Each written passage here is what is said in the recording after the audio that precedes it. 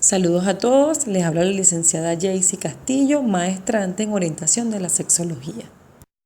Se considera importante conceptualizar el sexo mediante la existencia de una estructura anatómica que permite la distinción entre el varón y la hembra. Esta, como toda estructura, posee una función propia. En cuanto al proceso del sexo, este da inicio cuando el espermatozoide se une al óvulo, formando un huevo cigoto y comprende 3 fases.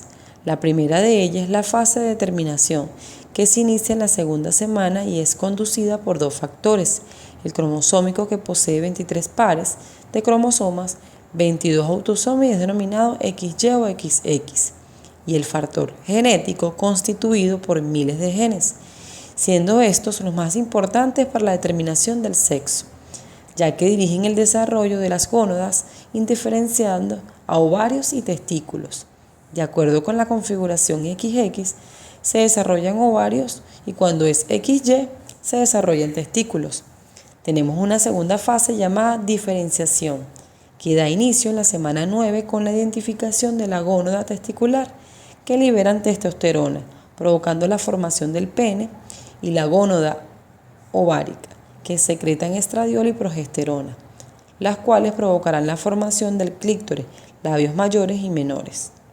En cuanto a la fase de expresión, como se observa en la lámina, da inicio desde el momento en que nacemos y finaliza cuando dejamos de existir. En esta fase identificamos al individuo como hembra o varón. Su desarrollo depende de la interacción de los factores fisiológicos propios del individuo y su sociocultura, tomando en cuenta que al momento de nacer tiene la potencialidad de ser hembra, varón, transexual, entre otras formas de expresar el ejercicio de la función sexual. Este proceso se conceptualiza como la activación de la unidad situación-estímulo sexual y respuesta sexual. La función sexual comprende 2 fases: la fase de situación-estímulo sexual, que es conceptualizada como la acción de situar cualquier cambio en el ambiente externo o interno de un organismo, con el fin de provocar la ejecución de una actividad de carácter sexual. Esto lo determinan 3 factores que son: administrador. Este se refiere a la acción o efecto de ubicar la situación estímulo sexual, es decir, ponerla en determinado sitio. Cuando la situación estímulo sexual es administrada entre un varón y una hembra, se denomina situación heterosexual.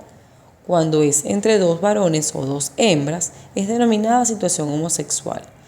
Cuando administran indistintamente a varones y hembras, la denominamos situación bisexual. Y cuando es autoadministrada, se denomina autosexual. Cuando se incluyen animales, se denomina situación zoofílica. El factor método se refiere a destinar la situación estímulo sexual, es decir, ponerla en ejecución. Este es muy variado. Sin embargo, todas las variaciones poseen como denominador común la actuación de cualquier órgano de los sentidos o de la memoria. De allí la diversidad de formas de estimulación que han sido descritas por otros autores. Finalmente tenemos la frecuencia, que se refiere al número de veces en que la persona repite o activa su situación estímulo sexual por unidad o periodo de tiempo, siendo discriminada en frecuencia alta, media, moderada y baja. Con relación a la segunda fase, se tiene que durante la respuesta sexual ocurren una serie de cambios anatómicos, neuronales, hormonales, vasculares, endoteliales, funcionales, que abarcan prácticamente todo el organismo y son provocados por una serie de estímulos físicos y psicológicos.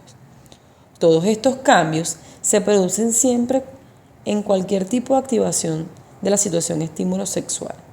Es indispensable independientemente del administrador o método empleado.